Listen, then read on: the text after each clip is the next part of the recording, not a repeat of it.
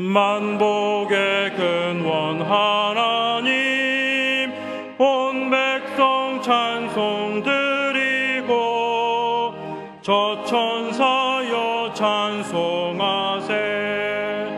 찬송 성부 성자 성령. 아멘.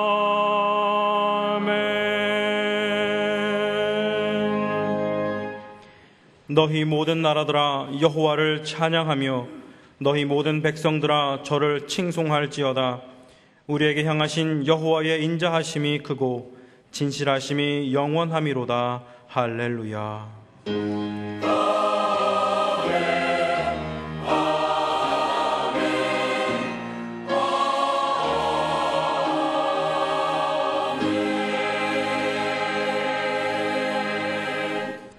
이 시간 하나님께서 우리에게 주시는 구약의 말씀은 잠언 12장 16절입니다.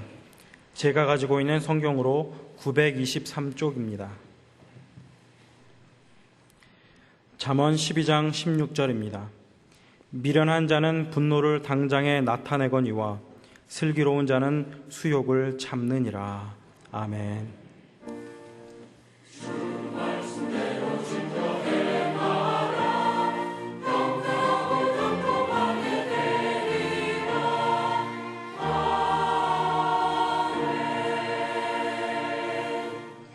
하나님께서 우리에게 주시는 신약의 말씀은 고린도전서 9장 24절과 25절입니다. 제가 가지고 있는 성경으로 273쪽입니다. 고린도전서 9장 24절과 25절입니다.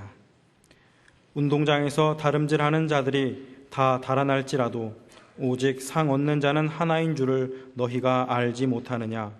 너희도 얻도록 이와 같이 다름질하라. 이기기를 다투는 자마다 모든 일에 절제하나니 저희는 썩을 면류관을 얻고자 하되 우리는 썩지 아니할 것을 얻고자 하노라. 아멘. 오늘의 구약 본문 말씀을 개정판으로 보면 미련한 사람은 쉽게 화를 내지만 슬기로운 사람은 모욕을 참는다 했습니다. 여기서 말씀하는 미련한 사람이란 망할 사람을 뜻하고 슬기로운 사람이란 복받고 흥할 사람을 가리키는데 그 척도는 모욕, 즉 참을 수 없는 것을 참아내느냐 못 참느냐로 구분하고 있습니다.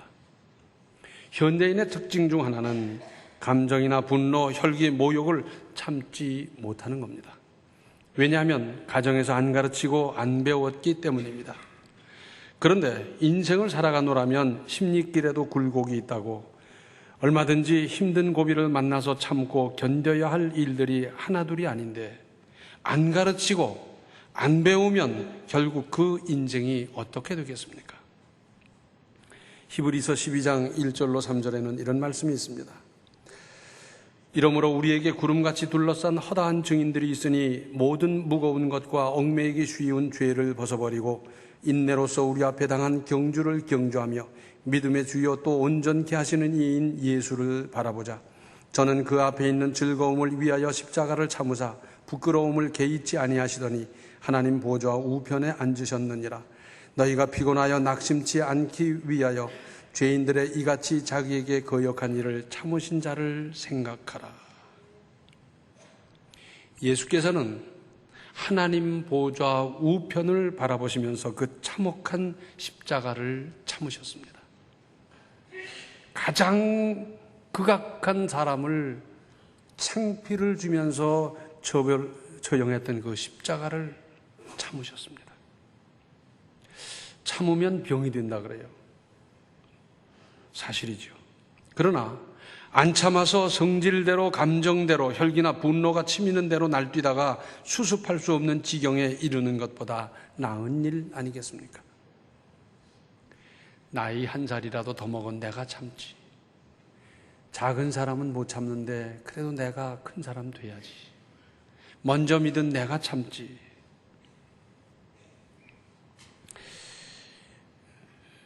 그렇습니다. 내가 좀 참으십시다. 어떤 사람은 참다가 가슴에 응어리가 되고 화병이 생기고 한이 될 수도 있습니다. 그래도 참을 것은 참는 겁니다. 지금까지 힘들게 참아 오셨습니까? 좀 더 참으십시오. 지금까지는 내가 내 이성으로, 내 생각으로 참아왔다고 하면 이제부터는 기도하며 믿음으로 참으십시오. 하나님께 아뢰고 하나님의 도우심을 청하고 하나님께서 우리 마음에 평안과 담대함을 주셔서 참을 수 있도록 해 주실 수 있지 않습니까? 야고보서 1장 4절을 보면 인내를 온전히 이루라. 이는 너희로 온전하고 구비하여 조금도 부족함이 없게 하려 함이라. 참는 것이 없으면 믿음이나 인격이 온전해질 수 없다는 겁니다.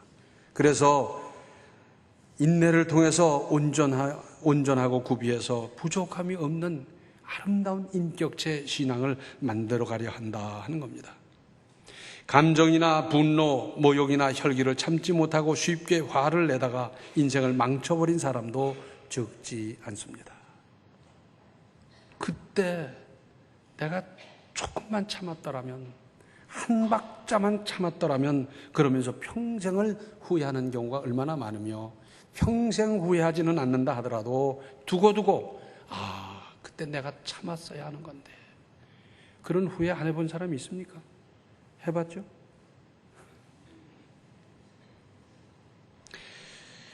다윗은 나라가 망하게 생겼는데 나라를 건졌지 않습니까? 그래서 국민의 인기가 집중되다 보니까 일국의 왕인 사울이 다윗을 죽이려고 국사를 팽개치고 추격을 하는 겁니다. 하루 이틀도 아니고 한 달, 두 달도 아니고 10여 년을 쫓겨다니는 겁니다. 마음 놓고 다리 뻗고 한번 잠을 잡았겠습니까? 하루 세 끼를 허리띠 풀어놓고 여유 있는 마음으로 먹어보긴 했겠습니까? 풍찬 노숙하면서 1, 2년도 아니고 10여 년을 쫓겨다니는 다윗 마음이 어떠했겠습니까? 그러다가 하루는 굴 속에 숨어 있는데 사울이 쑥 들어오는 겁니다. 옆에 있던 참모들이 그럽니다. 2번 손댈 것도 없습니다. 한 번이면 끝납니다. 다윗은 왜 복수하고 싶은 마음이 없었겠습니까? 그런데 그것을 제지합니다. 그런 일이 또 한 번 있었어요. 그 모든 형편을 아는 국민들로서는 다윗이 사울을 해쳤다고 해서 그것으로 말미암아 다윗이 나쁜 사람이라고 할 사람도 없어요. 그런데 다윗은 살려보냈습니다.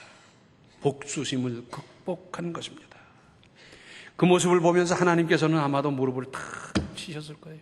맞다! 역시 이 사람이다. 그렇게 생각하셨을 것 같습니다.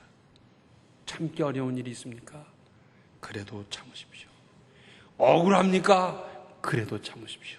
이건 참을 수 없다는 그런 마음이 듭니까? 그것도 참으십시오. 억울하기로 하면 예수님보다 억울한 사람이 어디 있습니까? 다윗보다 억울한 사람이 어디 있습니까? 십자가를 참으사 구원을 이루신 주님. 30년 전에 제가 서울서 개척교회를 하는데 얼마나 참기가 어려운지, 지금 참으면서 괴로움 당하시는 분들의 그 심정을 저는 누구보다 잘 압니다. 참아가면서 표현하지 아니하고 하나하나 일을 해가기가 얼마나 힘든지 정말 힘들었어요. 참다 보니까 하루 종일 설사를 한 일도 있고요. 참다 보니까 심장병이 생겨서 가다가 그냥 갑자기 숨이 멈추기도 하고 막 이렇게 어려운 일을 만나고요. 기도했습니다. 하나님 어떻게 하면 됩니까? 제가 지혜가 부족합니까? 포용력이 부족합니까? 이해가 부족합니까? 하나님 어떻게 하면 되겠습니까? 보름을 철야했는데 한마디 응답이 왔어요. 이것까지도 참으라. 내 고난을 아시는 주님께서 다 알고 계시면서 그것까지 참으라는 겁니다. 예, 참겠습니다. 끝까지 참겠습니다. 그런데 주님 힘 주십시오. 능력 주십시오. 이겨낼 수 있게 해 주시옵소서. 그런데 우리 하나님은 신원하시는 하나님이거든요. 억울한 걸 풀어주시는 하나님이거든요. 다 풀어주시는 거예요. 지금 억울합니까? 지금 못 참겠습니까? 지금 힘듭니까? 때가 되면 하나님께서 다 풀어주십니다. 그 하나님을 우리는 믿고 있지 않습니까? 그리고 요한복음 6장을 보면 물고기 2마리와 보리떡 5개로 예수님께서 기적을 이루셔서 그 많은 사람을 먹이셨어요. 그 13절에 저희가 배부른 후 예수께서 제자들에게 이르시되 남은 조각을 거두고 버리는 것이 없게 하라 하시므로 이에 거두니 보리떡 5개로 먹고 남은 조각이 12바구니에 찼더라. 그 많은 사람들이 충분히 먹었어요. 어떤 사람은 과식을 했을 겁니다. 어떤 사람은 막 쑤셔 넣느라고 나중에 먹으려고 막 그런 사람들도 있었을 거예요. 그런데 배불리 먹고 보니 남은 조각 정도는 거들떠보지도 않는 것이었습니다. 배고플 때는 그냥 한 조각이 대단했는데 배불리 먹고 보니까 남은 조각 정도는 안중에도 없었어요. 이에 예수께서 남은 조각을 거두고 버리는 것이 없게 하라 하셨습니다. 사실은 예수님의 특별하신 능력이 역사하신 기적의 산물이기 때문에 남은 조각도 매우 소중히 여겼어야 했습니다. 한 조각 남겨 집에 가져가서 책상 앞에 놓고 어쩌면 이런 기적을 행사할 수 있을까? 내가 그 기적의 작품을 먹고 배불렀더랬는데 그 주님께서는 이 문제뿐 아니라 다른 문제까지도 해결해 주실 수 있겠다고 믿으면서 그것을 자손대대로 보관해도 했어야 될 일 아니겠습니까? 그런데 그렇게 안 했더랬거든요. 이 말씀의 뜻은 다소 남아도 아껴라 하는 것 아니겠습니까? 절약해야 합니다. 범사에 절약해야 합니다. 자원이란 쓰면 없어지는 것 아니겠습니까? 재생할 수 있고 저절로 회복되는 것이 몇 가지나 되겠습니까? 무엇이든지 아껴야 합니다. 무조건 아껴야 합니다. 특별히 시간을 아끼십시오. 어영부영 하다가 3시간 보내고 어영부영 하다가 사흘 닷새 보내고 그렇게 하지 말고 다시는 회복할 수 없는 시간을 짜임새 있게 잘 쓰세요. 요즘은 시테크라 그러지 않습니까? 시간을 어떻게 능률적으로 사용하느냐 이거 연구하는 시대가 됐는데 시간도 아끼고요. 그리고 나눠 쓰고 바꿔 쓰고 다시 쓰십시오. 60억 인류가 소비 생활을 너도 나도 아무렇게나 하다가 이 지구의 장래는 어떻게 되겠습니까? 벌써부터 남극 북극을 비롯하여 높은 산의 만년설이 녹아내리고 있는 것 이것도 현실 아닙니까? 개인적으로도 낭비하면 틀림없이 가난해집니다. 억만금의 유산을 물려받아도 낭비하면 신용 잃고 가난해질 수밖에 없습니다. 절약을 가르치십시오. 철저히 가르치십시오. 자녀들 기죽이지 않으려고 빚을 내서 뒷바라지 하기보다 그럼에도 불구하고 기죽지 않고 강심장으로 살아가도록 가르치십시오. 지금 같은 고물가 시대에 절약 안 할 수도 없는데 문제는 절약하는 게 몸에 뱄어야지요. 훈련이 됐어야지요. 습관이 됐어야지요. 그렇지 않다 보니까 씀씀이를 줄이려니까 불편하고 그래서 마음만 먹고는 실천하지 못하면 결국 어떻게 되겠습니까? 승용차 타다가 버스 타는 것은 쉬운 일은 아니지만 감내할 수 있고요. 줄여 사는데 온 가족이 마음을 같이하여 이루어갈 일입니다. 낭비는 하나님 앞에서 죄입니다. 그런데 그렇게 절약해서 써야 할 요긴한 곳에 집중해서 사용하는 겁니다. 이것이 능률 아니겠어요? 힘도 절약했다가 가장 중요한 때 요긴한 곳에 쓰는 것이고 능력도 재능도 자제도 수고도 그렇게 하는 겁니다. 자기가 가지고 아무데나 허투루 흘리고 다니는 것 이건 낭비하는 것이고 잘못 아니겠어요? 또 오늘의 신약 본문 중에서 25절을 다시 보시면 이기기를 다투는 자마다 모든 일에 절제하나니 저희는 썩을 멸류관을 얻고자 하되 우리는 썩지 아니할 것을 얻고자 하노라. 이 말씀을 좀 확대하면 이렇습니다. 성공하려는 사람, 잘 되고자 하는 사람, 더 나아지겠다고 하는 사람일수록 절제해야 된다. 그러는 것 아니겠어요? 상을 받고자 하십니까? 은혜 받고자 하십니까? 성공하고 싶습니까? 능력 있게 살기를 원합니까? 절제해야 이룰 수 있습니다. 운동선수들이 얼마나 절제하는지 아십니까? 태릉 선수촌에 가보면 불쌍해서 볼 수가 없어요. 일상생활 하나하나 전부 다 간섭받고요, 체크하고요. 어떤 경우에는 외국 원정 갔다 공항에서 내려서 집에도 못 들르고 그저 부모님 잠깐 얼굴 보고는 거기 들어가서 그때부터 그 혹독한 훈련을 받습니다. 특별히 이 체중과 관련되는 종목의 선수들, 권투, 유도, 무슨 이런 사람들은 먹고 싶은 걸 먹지 못하는 눈물을 흘려가면서 그 과정을 거치고 그러면서도 1등 한다는 보장이 있습니까? 세상 사람들은 세상적인 성공을 위해서도 그렇게 절제하는데 우리 그리스도인들은 썩지 아니할 면류관을 위해서 얼마나 절제하고 있습니까? 그들만큼도 못하고 있는 건 아니겠습니까? 갈라디아 5장에 보면 성령의 온갖 좋은 열매가 나오는데 마지막은 절제입니다. 그러니까 절제로 포장되어야 함을 가르치고 있습니다. 인생은 어차피 저 하고 싶은 대로 다 하고 살 수 없는 구조 아닙니까? 그렇다면 절제를 가르치고 배워야 합니다. 자동차는 사람보다 자전거보다 더 빨리 가게 하기 위해서 만든 기계입니다. 그렇죠?